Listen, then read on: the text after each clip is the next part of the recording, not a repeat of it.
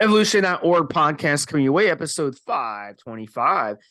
Steve and the Mobster joining me as always. And this time we're going to be talking about a really good topic. It's how to keep gains and why do you lose gains. So let's say you run a steroid cycle and you make some really good progress. You make really good gains, not just with mass, but also strength. And then you lose it back. And a lot of people get frustrated with this. You know, it happens over and over. So the first point on this is we got to explain what happens when using anabolic steroids. So when you use anabolic steroids, your reproductive system gets affected. Your HPTA gets affected. Your pituitary glands get the signal to stop producing hormones because it's getting an excessive amount of hormones. So that is called suppression. And essentially, you get shut down. You get blood work done. You test your LH levels. You test your FSH levels. You'll notice that those numbers drop to zero. And that is what happens. And that is being shut down. And it's normal on steroids to get shut down. So then when you come off cold turkey and you don't run a post-cycle therapy, you crash. You lose everything. Everything goes back down after because now the hormones that were in your system are trickling out of your system. And then now you're left with no hormones in your body. Your body has to build the hormones back. So your reproductive system has to kind of get going again to start kicking up those hormones that were shut down before. And that takes time. So during that time, you're going to lose a lot of gains because you're going to go from having sky high hormone levels, which are 5-10 times what you normally produce, to having 90% less than what you normally produce. So you see the issue there. And it creates an environment in your body where you're going to lose a lot of your gains. You're going to lose a lot of your strength. Your libido is going to crash, most likely. You're going to have a lot of mood issues, depression, stuff like that. And that happen to a lot of people. So very important point, first off, is post-cycle therapy, PCT. And the purpose of PCT is to give you that soft landing. So when you come off, your hormones don't go from being 5-10 times where they should be to zero. They go from 5-10 times where they should be to maybe 1 or 2 times where they should be. And this way you're able to maintain a lot more of your gains during that time as your body is progressively coming back. So PCT can be really, really, really important, but you can also screw up PCT. So my recommendation for PCT, guys, there's a thread on the forums called the perfect PCT. But in the bottom line with PCT, a SERM is a really good idea. Clomid, Nolvadex, or both. Now, some people react really well to Clomid. Some people prefer Nolvadex. Some people prefer a little bit of both. But the key with them is don't overdose them. If you overdose them, it can cause a lot of side effects that you don't want. All right. So you don't need as much of these as people think. So, people always say, how much do you need? 10 milligrams of Nolvadex, 12.5 milligrams of Clomid a day is plenty. Okay. It's plenty. And then another thing I would recommend in post-cycle therapy at the minimum is a strong testosterone booster. And with that, herbals like Fedosia, Tribulus, Fenugreek, these are very important herbals. Get an herbal with at least 500 or 1,000 milligrams of that a day. And that will help offset any of the side effects you get from the SERMs and also boost your libido and all that good stuff too. So you combine those and then you go from there. Now, what you shouldn't be doing in PCT is running ACG. And ACG gets bantered a lot on places. ACG is a hormone. Okay, it's derived from pregnant female urine. Yep. And it is hormonal in the body. So when you take ACG, you're going to feel better on ACG, most of you. I say 80-90% of you will feel better on ACG. And you're going to think, wow, it's working great for me. But what it's actually doing is it's signaling your pituitary glands not to come back because it's signaling, it's mimicking LH in your body. So it's basically manipulating your Leydig cells so your balls will plump up, your balls will feel good, your ejaculation will be stronger, you'll probably have a boost in libido, you'll probably have a boost in mood and all that good stuff. But on the flip side, your pituitary glands are saying, you know what, the Leydig cells are getting too much hormones, I don't need to work now. So it's not going to work. So you're basically going to delay your recovery. So the worst thing you do in PCT is delay recovery. Yes. All right. So you don't want to run any type of hormone on PCT. Okay, that was, that doesn't make any sense. You want to run a PCT to give you a soft landing and then allow your body to come back. So I recommend the SERMs and the strong testosterone booster. Depending on how long you ran your steroid cycle, I would say half as long as your cycle, and then come off the SERM and continue on with a strong testosterone booster for an additional 4 to 6 weeks, 8 weeks, as long as you want to. You can keep running that testosterone booster because it is non-hormonal. It's just natural herbs. So that's the best way right there to PCT. But if you don't want PCT, you drop off cold turkey, you will crash and you will not like the way you feel. I'll jump in here, Steve, and I'll touch on one point, and then I'll address what you can do apart from the PCT, which is a very, very good idea. You are essentially restarting your endocrine system and supporting your own natural testosterone production, which will hold on to that muscle and that strength. It's also worth mentioning no one, and I mean no one, keeps all 100% of their gains. You will lose some, but it's the part that you are supposed to keep 60, 50, 60%. That's where some people lose that as well. And they literally go back to where he was before. So let me address point number one. Point number one, I think bridging and what some people call TRT are bad ideas as a way of keeping their gains, because they're not going to do the two things that I'm about to talk about. So essentially using more drugs to support the drugs that you've just stopped taking, and in reality, you haven't stopped taking at all, to hold on to the same percentage of muscle tissue that you should have kept had you done a good PCT and followed the two examples of good ideas of things to do. To me, it doesn't make any sense, Steve. It means you're really not doing the things that you should be doing, and you're just using more drugs to keep the muscle and the strength and whatever progress you made there behind. And at that point, of course, we'd start to get into crashing your hepta, issues of sterility, and so on and so forth. And to me, it's just a bad idea all around. I know why some people do it. The TRT thing gets very, very muddy, to say the least. Genuine TRT, required TRT, medically prescribed, even if you then self-prescribed after you've had it reviewed by a medical professional. It's a completely different thing than what some people call TRT, when what they really mean is bridging or cruising between cycles as a way of keeping their muscle tissue and their strength and so on and so forth. So what are the two things that you need to do? I'll let Steve talk about homeostasis in a minute, which is about another important aspect. So the two things, and I've touched on this in my tips thread on Evo, what do you need to do to retain gains, or as much of those gains as possible? Now, example number one is to do with your nutrition. What I sometimes see is people that are on point 101% on cycle, absolutely every single day, doing exactly like a professional bodybuilder. But the moment they come off cycle, they revert to their bad habits. And worse, and this is another part of the nutrition, they're not tweaking the calorific and macro intake. They're they're eating the same amount of food that they ate before the cycle. You need to tweak it. And it doesn't have to be tweaked by an enormous amount. We're not talking about another 1,000 calories a day here. If, for example, you weigh 200 pounds and pre-cycle, you consumed a total of 3,000 calories, and that could be made up with the usual ratios of protein, fat, and carbohydrate. On cycle, you upped it. And lo and behold, because the training and the cycle itself was on point, you came out the other end with 6 pounds of tissue. Now, as I said, you won't keep all that tissue. So let's say that you lose a couple of pounds and now you're 204. Then you need to manipulate by a small amount, and it is a small amount. It might only be a couple of 100 calories a day. And again, the percentages should stay the same on your protein, your fat, and your carbs. A small tweak to your diet, to your nutrition, to your intake will now support the new additional and retained 4 pounds. If you go back to eating 3,000 calories, which is what you needed when you were 200 pounds, guess what happened, guys? You go back to 200 pounds.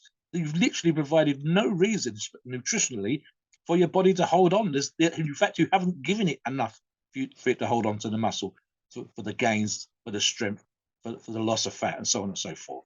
That leads me to the second part. and I've addressed this as well. It's training.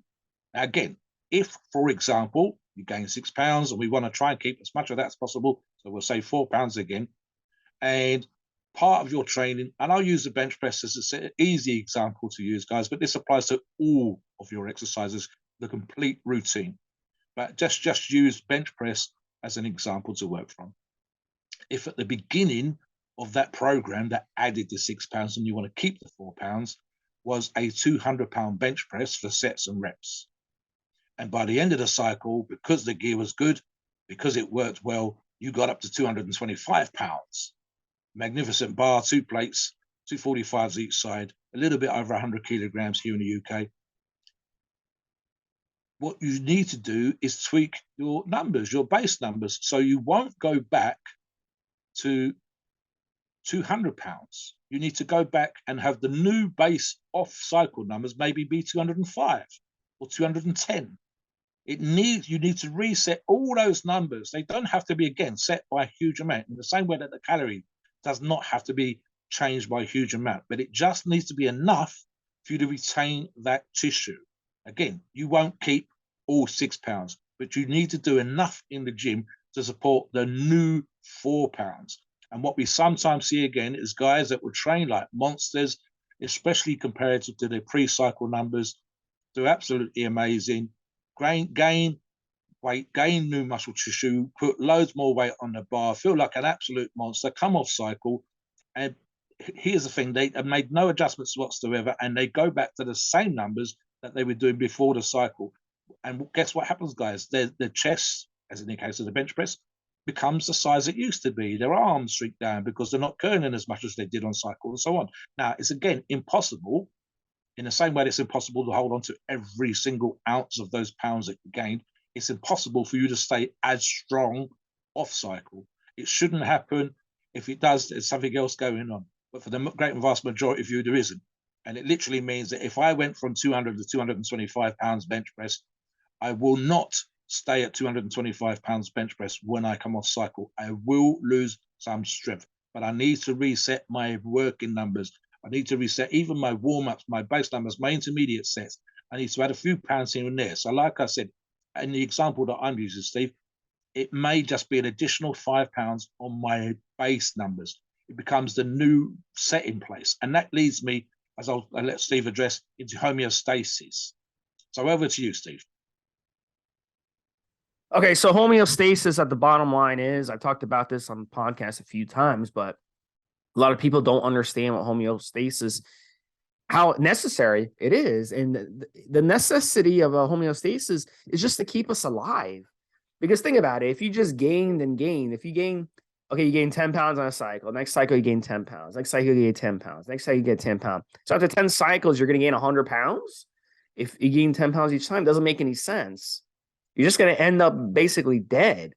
So you have to accept that you're going to have to take a few steps forward and maybe a couple steps back when you're cycling steroids. And that's okay. And that's normal. And that's healthy. You can't just keep gaining in a linear fashion forever. Same thing with strength. You know, there was a theory, Mobster. I think when I was a teenager, a lot of us who were into weight training at the time had the theory. Okay, there was some guy in Scotland. He would basically, there was this cow. He was a farmer. There was this cow in his backyard. And some kid told me this one time. I know this story. So he go, it's Milo of Crotonia. Crotonia, I believe, is somewhere in Greece. I'll tell this story. Yeah, go ahead and tell the story. So the idea with Milo was that he had a calf, as Steve says, a young cow. And he didn't know anything about weightlifting or weight training because this was in ancient Greece. So the story goes essentially that he got it into his head he was going to make himself stronger. So what he did is he would pick up the calf and put it on his shoulders. And there's statues and etchings and drawings of this. And Milo's actually the name of a strength magazine. I think it's not in print anymore, but that's how important it became. So of course, the thing with young calves, as anybody that's worked with cattle will tell you, is they gain a lot of weight quite quickly. But in the legend, one assumes it's a couple of pounds a day. So he's walking around a field with this young calf on his shoulder. And of course, the calf gains weight and becomes a cow. And over time, Milo, whatever you want to call him, becomes immensely strong. And of course, these statues, the legend has him carrying a full-grown cow. In reality, a full-grown cow can easily be 1,000 pounds. If it's a bull, can be a lot heavier. But it's about progressive overload. In reality, as Steve says, and this comes back to that sort of constantly gaining, constantly getting bigger. As I say, for some full, you can Guinness World Records covers this, full-grown beef bull cattle can be absolutely fucking enormous, Steve. 3,000-4,000 pounds. I think there's bastards out there that are like 6 foot at the shoulder and all this kind of stuff, and with his immense horns, and there's no way on earth a human being could pick one up. But the same thing applies to strength. What's also about homeostasis, Steve, is that we need to adapt at some point to the gains that we've made. If, for example, using the Milo story, the cow story, the cattle carried on growing, the progression would be almost too quick for the body. The connective tissue in the bones would crack. The connective tissue would tear. The muscles itself would tear because you hadn't allowed the body to get used to it. The other thing about homeostasis as well, Steve, is, as Steve said, in nature, it's about holding on to tissue and allowing us to function and go out and hunt and feed ourselves and provide for the rest of the tribe, etc. in ancient times. Homeostasis is essentially the body trying to stay the same as best it possibly can. Even when you're absolutely starving or you've missed a few meals and you're out there on the Serengeti trying to hunt down an ant, and it's holding on for enough tissue to enable you to hunt. Because if it gets down to the point where there's not enough muscle tissue, you won't be able to get out of bed in the morning, never mind go feed yourself. So it tries to stay there. In terms of training, you have to force a response. And what that means is if we don't force a response, as per my suggestions of earlier on, even after a cycle, and the testosterone, the anabolic steroids are allowing us to create a response, then the body wants to go back to how it was before. And that's why you need to force it, whether it's with, as I said, those small tweaks in training and small tweaks in nutrition to adapt. And as I said, for homeostasis, if homeostasis is what we call the normal, then we need to create a new normal. And as an example of that, Steve and I talked about this on another podcast on a very similar subject recently. And it was to do with the fact that when we've been injured or unable to train, we did not shrink back to the size and the weight and the strength levels that we had when we very first started training. That would be arguably a homeostasis, the original one. So I use this example in the other podcast, Steve, when I was 18, I was 175 pounds, 12 and a half stone, as we say over here. That's about 80 something kilograms.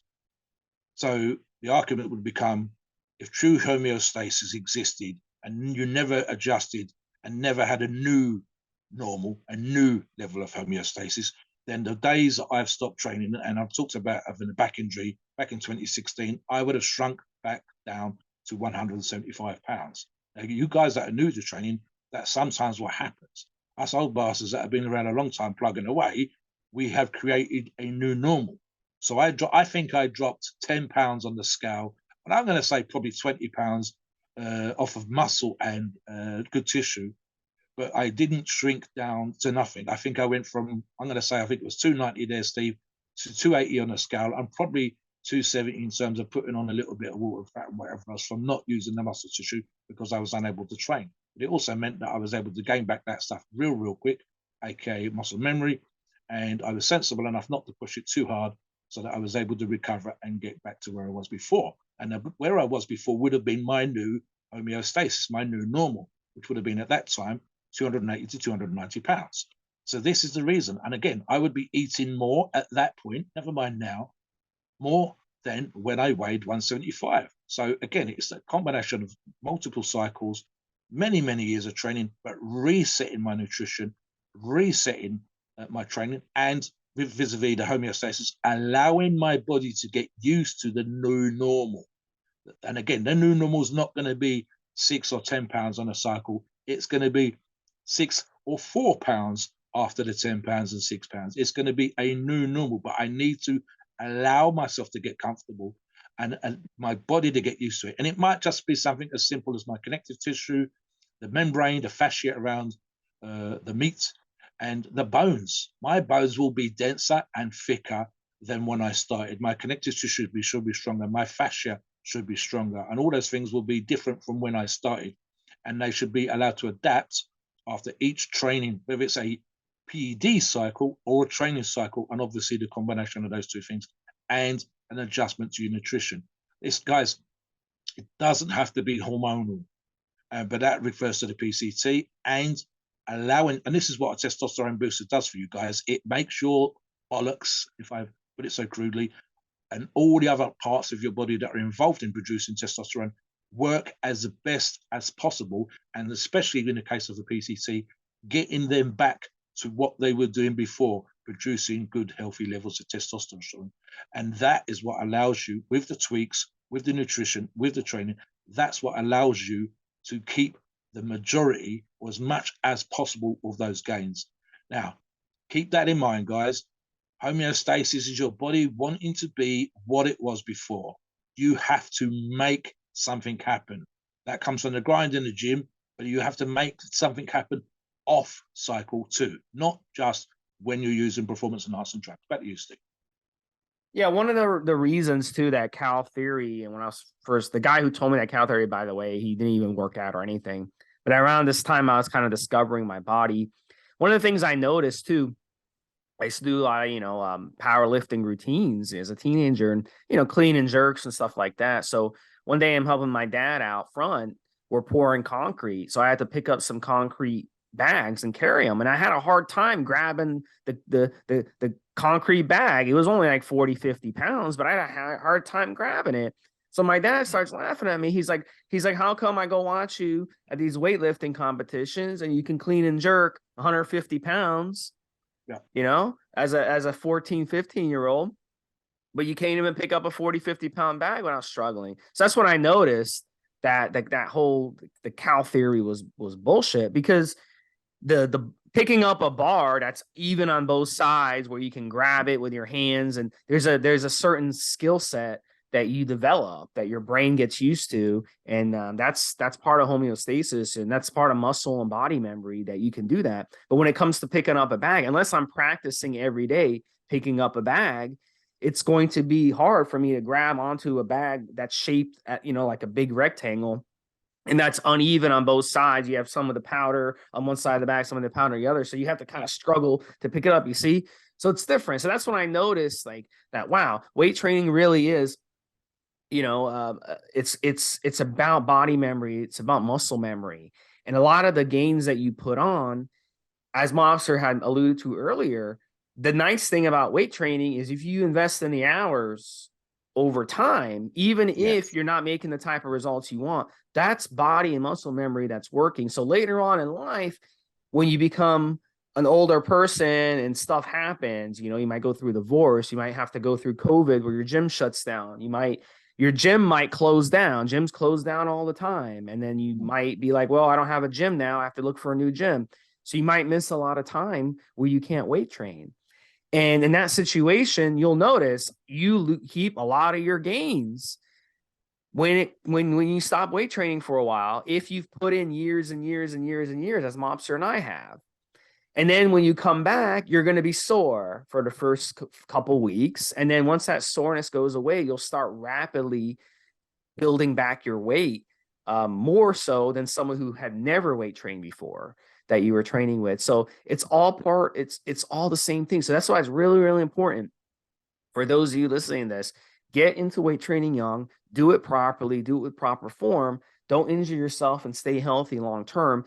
And over time, you will build a lot of body and muscle memory and be able to keep it. And then your gains after each cycle, you'll be able to keep more and more of your gains. And also, obviously, if you start out using steroids really, really skinny, where you're really, really underweight, obviously you're going to put on a shit ton of weight. And then you'll lose a shit ton back because you didn't have that proper base in the first place. But once you get a proper base, you'll put on a few pounds on a cycle and you'll keep most of that. You'll be able to keep most of that. So that's a big part of it too. Go ahead, Mobster. I know you want to talk about that. I'll give you one more tip, guys, before we finish off. So funny, something's just occurred to me as Steve's talking. And this is about gaining lots of muscle versus gaining a little bit of muscle. So here's the thing. It's much easier. And it sounds crazy because I've been in the exact same position as everybody else that's listening here at some point, especially way, way back in the day. If you'd have waved a magic wand and I had a fairy godmother and she'd have turned me into Dorian Yates or Burt Fox or Arnold Schwarzenegger, literally I would have probably put on £50 because of that magic wand. I'd have taken it. But in reality, it doesn't work like that. We don't have fairy godmothers and magic wands. So here's the thing, and it just occurred to me as Steve was talking. You don't actually necessarily really want big gains. I've talked about this in previous podcasts. My average per year, certainly up to a particular period in time, I worked this out, Steve, was £6 on cycle, £4 off cycle. In more recent years, because I'm getting older, of course, and I'm not gaining. It's not linear, as Steve said earlier on. It's kind of gone down to, I think, £4 on and £3 off. However, I've been training in a very long time, 40 plus years. That means if you do the maths, guys, even if I just gain £3 a year for 40 something years, I'd have gained £120. In fact, it's more than that. So here's the thing. One argument that might support this, Steve, is not to gain that much, to gain £3 or £4, because it's a lot easier to keep £3 or £4 than it is to keep £10. Now we know, and both Steve and I have been around a long time, and some of our listeners as well, sometimes we will see on a forum, someone will do absolutely fucking amazing. They'll go out and take an apple on and they'll blow up with £20. I'm going to say right now, I was about to say I could count on one hand, but I don't think I need a hand. I would say that I don't think of anybody that's gained £20 using any kind of drug or combination of drugs, especially at the beginning of their training program, their training life, their cycle of hitting the gym, keeps £20. Absolutely no one. And in fact, the more they gain, the more they lose. And I don't just mean in terms of percentages, I mean full stop. If you gain 20, you're going to lose 15, which means you're going to keep 5. You could have kept 5 if you'd done a more or a simpler cycle and didn't gain £20. If you gained £10 and kept 5, you did real well. If you gained 10 and kept 6, you did real well. But if you gain 20, you're not going to keep 20. So it's actually arguable, Steve, to gain a little bit. And in fact, I know Steve supports this because he said a bunch of times I've seen gaining £3 or £4 a year is awesome. And I actually agree with Steve. It's absolutely the best, really, for long-term retention, because that's what we're talking about here, keeping gains and losing gains. If you want to keep gains, don't gain a lot. Gain a little and keep it, and do the same the next cycle or the next year. And whether it's the numbers that I've talked about per year, which might be 1 or 2 cycles, or whether it's every time you cycle. Guys, and just an example again, if you're new to this, and we recommend a real simple, straightforward cycle, we've got plenty of podcasts and articles on there, and you gained just £3 on an 8-week cycle, but you did 3 8-week cycles a year, you would gain £9. And then the next year, maybe you only done 2 of those. So you gain 6. And the next year, the same again, 2 cycles. You gain another 6. Now you're up £25. You're up way, way more than if you gained 20 and kept 5. And if you used a crazy amount of steroids and then had that much longer to recover from, or required a crazy amount of steroids again. This is another reason why we recommend sensible cycles. But again, it's a lot easier to keep small amounts and retain those and have them become your new normal, and then add to that with another cycle that only gives you another £3 to £4. And again, listeners, I know the typical listener profile. I know the typical forum member. And if the vast majority of you, for example, are under 6 feet tall, you are, even if you're the average, you're going to be slightly under 6 foot tall. A lot of bodybuilders are slightly below average. So if you gained £3 every damn cycle you did, kept £3 every cycle you did on your stature, that is a lot. As an example, Steve, £10 is about an inch all over on a person who's around 5'8", 5'9", 5'10". That's a lot. And if you did that every single year, that's another inch on your chest, another inch on your arms every year. Bigger, stronger, better every year, because you didn't get greedy and you was able to keep as much of that small gain as possible. Again, back to you, Steve, because you said this before about gains on a year in, year out basis. Yeah, and if you think about it, if you gain 2 pounds of actual muscle tissue per year, and let's say you're 20 years old, and you're like, I want to gain 2 pounds a year for the next 20 years. So when I'm 40, I'll have gained 40 pounds. 40 pounds of lean muscle tissue, of actual muscle tissue from between when you're 20 years old and 40 years old. That's a lot. Think about it.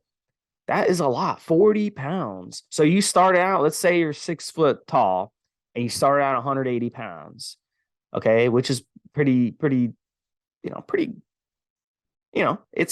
it's good. I mean, if assuming you're muscular and you don't have much body fat, that is actually a good base for a 20-year-old.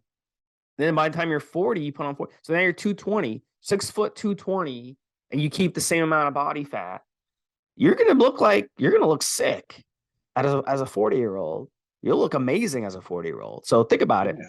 If you don't believe me, go to the supermarket and look at a pound of steak. That steak, that 1 pound of steak, and then imagine 40 of those steaks in your body. That's 40 pounds of muscle. That's a lot. So we gotta remember that. So I always laugh when I see people be like, oh, I gained 20 pounds on the cycle. And I'm like, okay, so next cycle you're gonna gain another 20 pounds, and the next cycle you're gonna gain 20 pounds. So after 5 cycles, you're gonna gain 100 pounds.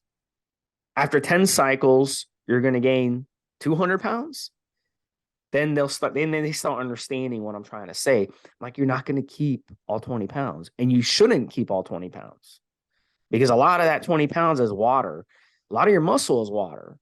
So for me, I want to focus on actual lean muscle tissue, not on water. Filling the muscle up with water is not hard to do. Anybody can do that. I can tell you, take a bunch of Anadrol, a bunch of Dianabol, and take a bunch of testosterone. You'll add on plenty of water. Don't take an AI. You'll probably end up with gynecomastia in the process and high blood pressure and other issues. But yeah, you'll gain a ton of weight, so think about that, and just do it the right way. Put on a good quality lean muscle mass year over year, and over time you'll be able to keep more and more of it, and it'll be keepable gains. And even if you stop weight training for a few months or 6 months or even a year, because shit happens in life, you'll be able to still come back and quickly gain back anything you had lost, because you won't lose very much. So, Mobster, finish out your final thoughts and take us to the disclaimer. Great show. So as before, guys, reset your numbers when it comes to nutrition, reset your base numbers when it comes to weights and the training and the volume that you do. Bearing in mind, of course, we change sometimes and tweak those as we go through the year, but again, refer to a training diary, which we've just done a podcast. Be aware that your body tries to go back to normal. You have to do things to keep a new normal. 100% do a proper, full-on PCT as best you possibly can, with some sort of testosterone support in there, as a way of making your body recover quickly, properly, as fully as much as you can. And that in itself will help. And try to avoid throwing more drugs at the problem. And those tips, those ideas will help you keep as much as possible of your new tissue, your new strength, keeping lean. And like Steve, finally, don't forget, if you follow our advice over time, you will still be bigger or more muscular than when you started, even if you have to take time off for illness, or because work's crazy, or because you've gone on a long holiday, or there's stuff happening around the house, divorces, etc. You will still be more bigger and more muscular and or leaner, if that's your thing, than when you started.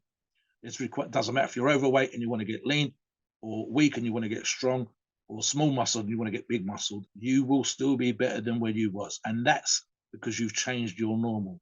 And then when you go back on program, when you are able to do those things, you're going to get those. Any losses will come back double quick. And then your new normal is a higher number than it previously was. Tweak those numbers, guys. Listen to the advice that we're giving to you, and you will keep as much of those gains as you possibly can. Please note, we are not doctors and opinions are ours. It's our view and it's based on our experience and views on the topic.